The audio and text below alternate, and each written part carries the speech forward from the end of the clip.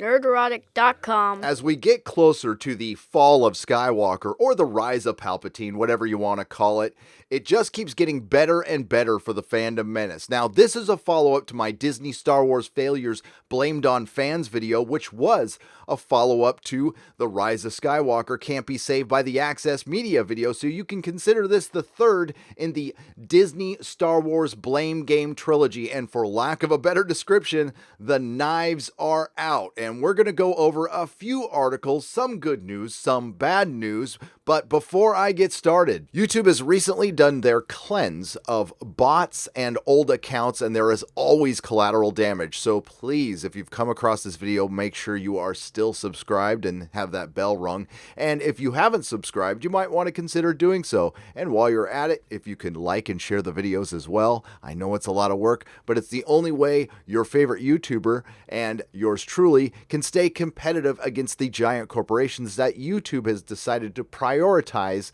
in recommending videos. Again, the knives are out, the finger pointing has started. There is some good news, but we are going to start with the bad news. The mainstream media has once again chimed in on the Fandom Menace in all but name, but unlike the Wall Street Journal article, who actually criticized Disney and tried to show the other side, this one takes the cake as the most ill-informed, ignorant article I have ever read on the Disney Star Wars Fandom Menace debate. And it comes to us from Liz Elting, who I am sure is a lifelong nerd and Star Wars fan. Let's go to her bio. I am a global CEO, entrepreneur, business leader, linguophile, philanthropist, feminist, and mother after living, studying, and working in 5 countries across the globe. A woman of the people, and quitting a particularly nightmarish job, oh my stars and garters, I decided it was time to chart my own future, driven by a passion for Star Wars. No, I'm sorry, for language and nerd culture. No, cultural diversity, and a vision to break down boundaries, forge new paths forward, and connect people and businesses across the globe. I founded my dream company out of an NYU dorm room. Aside from not mentioning a word about Star Wars or genre or nerd culture at all, she sounds like the right woman for the job. Maybe she's actually got some new, fresh takes that will actually heal the fandom and bring people together and not promote any more divisiveness. Let's find out. Women are saving Star Wars. Let's see what fresh hot take we get out of the oven from Liz. Star Wars has women in it, and apparently for many, that's a problem. I'm going to check the date on this. This isn't from 2017, is it? Nope, it's from a couple days ago. You might, if you're at all like me, be surprised by this. Women have been a mainstay of the franchise since its inception over 40 years ago. One I doubt you were even remotely interested in. Leia was never a simple love interest. Oh my God, I'm not even going to go over how great Leia is, we know. But as for Star Wars, the Rise of Skywalker, or as I like to call it, the Fall of Skywalker, or the Rise of Palpatine, looms on the horizon. By the way, people keep saying looms. Let's go look at the definition of looms. Loom, verb, appear as a shadowy form, especially one that is large and threatening. So even while she's trying to defend Disney Star Wars, she knows it's a disaster. Star Wars is just one front of a bewildering pop culture war that extends from television to film to video games to sports and beyond, as angry, frustrated men decry the merest presence of a woman with any agency, power, or influence as a forced diversity corruption of something they believe belongs exclusively to them. It's hard to pinpoint exactly when the conversation really took off. Really, Liz? Really. But it's probably the most innocuous manifestation of a radical misogyny that has, over the last decade, gripped much of the English-speaking world. I'm sure it's all based in the colonialist patriarchy that we're all fighting against here in the lofty ivory towers. Now, I've been kicked out of 3 high schools, but I was always told you shouldn't start a sentence with and it's one that's making a radical claim to the companies that produce the media they adore. Stop catering to other people than us. Man, it's getting a little hot in here from these scorching takes. There's been, over the last 6 years, mountains and mountains written on the cultural crisis at play. And as I'm not an expert on Star Wars fandom, I'm not going to rehash them. Business is my specialty, so I want to talk about this situation from that perspective. The reason I feel very comfortable calling out millionaire producers and directors and billionaire CEOs is because I have an internet connection and a microphone, and it's because I know a thing or two about fandom. That's the one thing I do know something about. But I'm interested to hear what you have to say from the business perspective. Is it a good business plan to attack fans? Is it a good business plan to force an agenda based on biased data into a story that used to have mass appeal and requires the biggest audience possible because it's a very expensive franchise and it relies on its licensing? As a CEO for a language solutions company, I'm curious to see what your solution is for that. Haven't had enough piping hot takes from Liz? Here comes another. Whether it be Star Wars, sports, or some other fandom, let's examine the central claim that unites all of these community revolts. That real fans are being ignored, abandoned, or rejected in favor of women and people of color. Real fans implicitly being white men. The meat of this article is the argument you've heard before. The Fandom Menace, the people who are criticizing Disney Star Wars and The Last Jedi, are just a small, vocal group of white males. Now, you and I know this not to be true. Even Disney Star Wars knows this not to be true, but don't anybody tell Liz because she thinks she's cracked the code. The hottest take has yet to come. We're going to get there right now. This is the Macarena of the Fandom Menace. The pushback, however, is real, vocal, and outright destructive. Kelly Marie Tran. Oh, we got there. I was waiting for it. She delivered.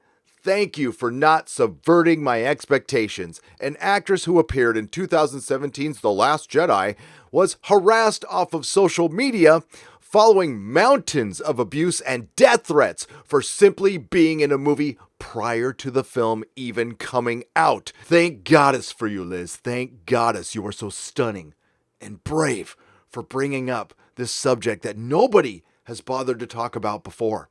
But in all seriousness, if you had done your research as a CEO of a language solutions company, I think you might have done that, you would know that Kelly Marie Tran was probably harassed by a few anonymous people on Instagram, but more overwhelmed with her new stardom. That's why she got off of social media and went into therapy, and of course, maybe backed by Disney or her agent, she was exaggerating the situation to help the divisive narrative that was going on around The Last Jedi that Disney Star Wars perpetuates to this very day. But Jonathan Boyega has something to say about this as well, and this comes from our friend Data Racer. Give him a follow at Data Racer 117.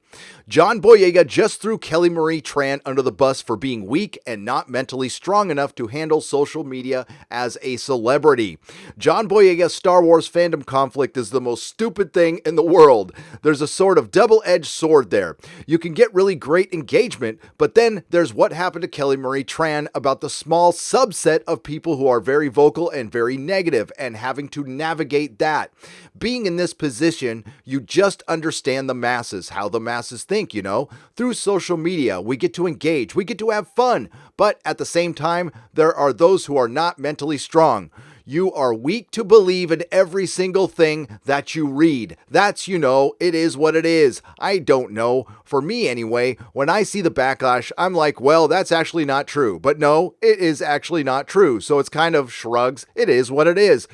But to engage, to connect with the fans who otherwise wouldn't get a day-to-day experience, especially during things like the press tour and behind-the-scenes stuff, is always good. Now, I don't agree with a lot of what Jonathan Boyega says, but I agree with him here, and this is about mindset, and celebrities have to go through this all the time because it's part of the job. You get paid very well to pretend, and if a few people say a few mean things on the internet, well, you just gotta suck it up and take it.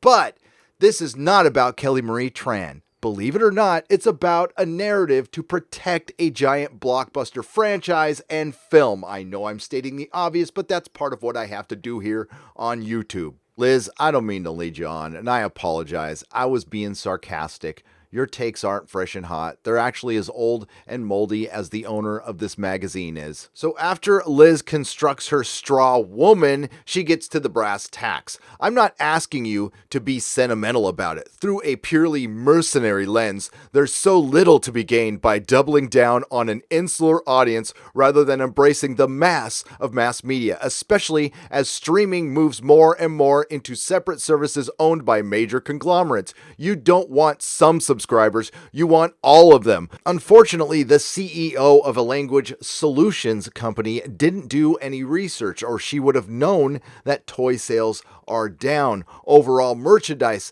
sales are down, and interest is down in Disney Star Wars. And unfortunately, the people overseeing this are a bunch of men and a bunch of women, including the woman who hired everyone. And considering that women make up a majority of moviegoers and are far and away the major decision makers in household purchasing decisions, well, it seems like a no-brainer to me.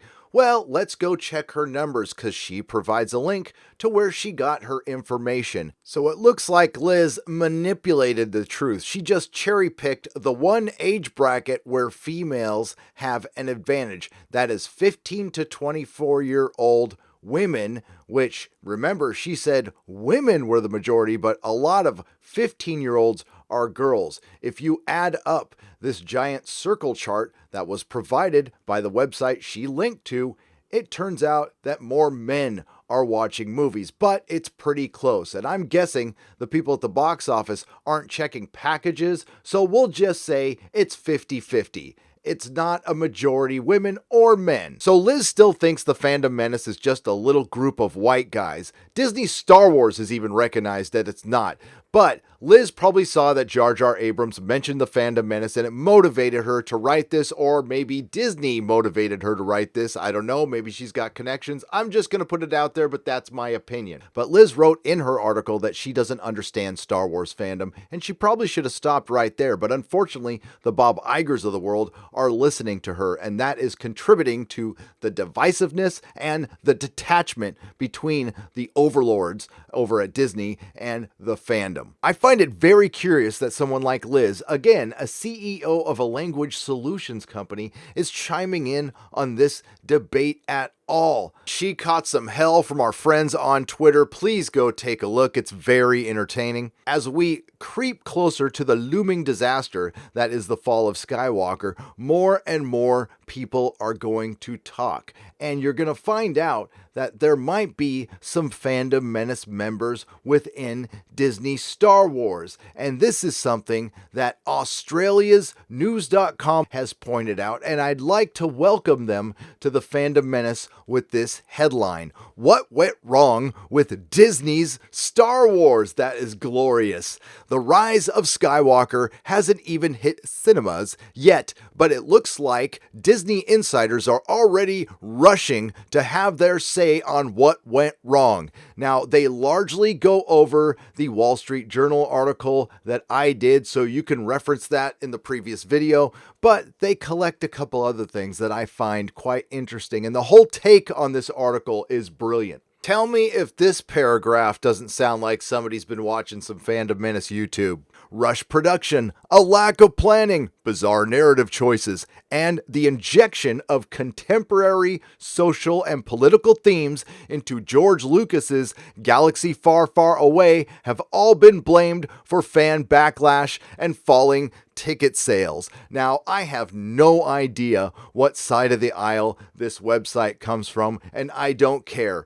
Billy D. Williams calls out the agenda in Solo from a Rolling Stone interview. Williams said Lucas hadn't written Lando as a specific race. He was also not a fan of the film's suggestion that Lando was in love with a droid. Of course, we're talking about Solo, hashtag Solo lost money. I think that's the reason they didn't have the success they could have had, he said, because they were going for something that was topical instead of an adventure that's far beyond those questions. That should be on the mission statement of the Fandom Menace, if it ever has one, which it won't because it's not organized. It's a loose collection of individuals united in the principle of respecting the fan and respecting our modern mythology. If you're talking about this huge, incredible story, why lock yourself into this tiny moment between a character like Lando and his robot friend? We tried Solo, which was more kind of a character piece.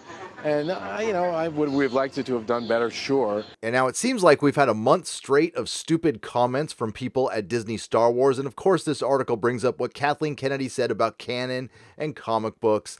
Die-hard Star Wars fans saw Mrs. Kennedy's comments as a slap in the face. Prior to the release of The Force Awakens, Disney took a chainsaw to the so-called expanded universe. How do you like that, EU fans? Decades worth of novels, comic books, video games, and cartoons declaring the semi-official stories no longer canon. It looks to me that Frank Chung, the author of the great What Went Wrong with Disney's Star Wars, is Fandom Menace. So thanks for watching, and thanks for giving the EU a little bit of love. Oh, and it doesn't stop there, and the articles keep coming out, so there might be a fourth video in this trilogy, but this article came out from the New York Times yesterday. Will Star Wars stick the landing? J.J. Abrams will try. I went over it in a big long live stream. Link will be in the description.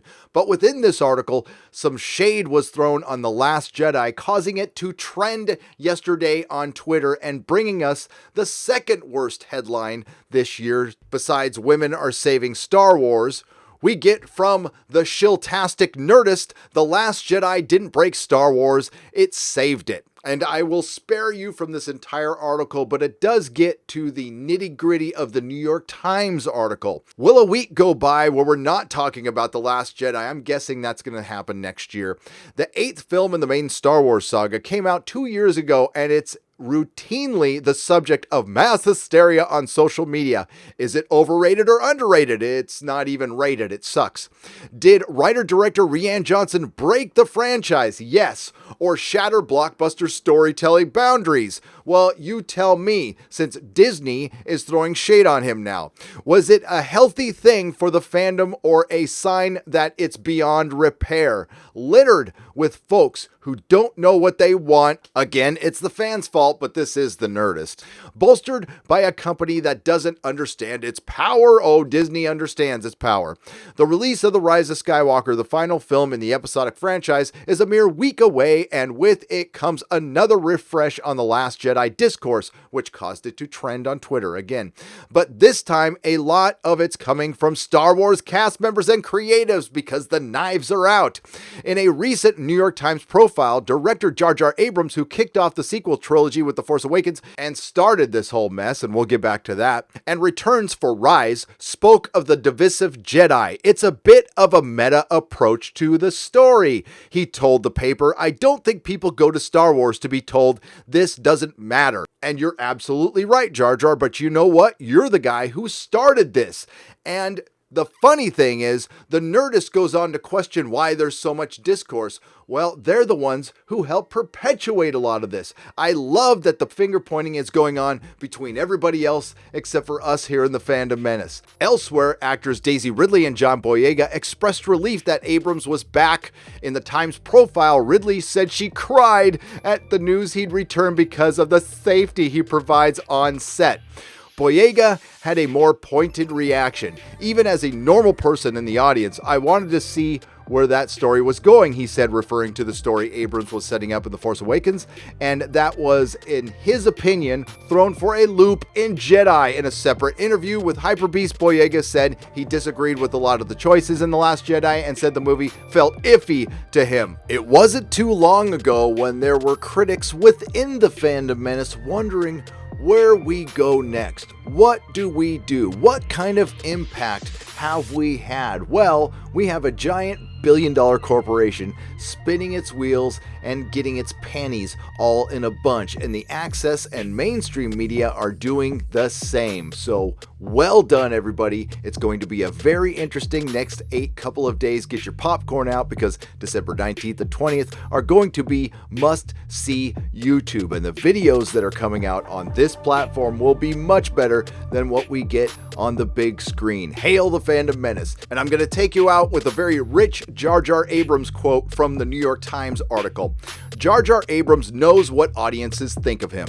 I've never been great at endings, the filmmaker said just hours after delivering a finished version of Star Wars: The Fall of Skywalker. With some hesitation, Abrams added, "I don't actually think I'm good at anything." And I completely agree with you. Now I'm going to fix this article from the Nerdist that said The Last Jedi didn't break Star Wars, it saved it. Actually, The Last Jedi broke Star Wars, and the Fandom Menace saved it, even though we didn't save it for ourselves. We saved it for future generations. If we stayed quiet and didn't speak up, the giant billion-dollar corporation that is Disney wouldn't have shifted their strategy like they have. If you like what you heard, please like, share, and subscribe. If you didn't like what you heard, I thank you for listening this long. Solo lost money, and I'll see you in the next video. Nerdrotic.com. Please subscribe.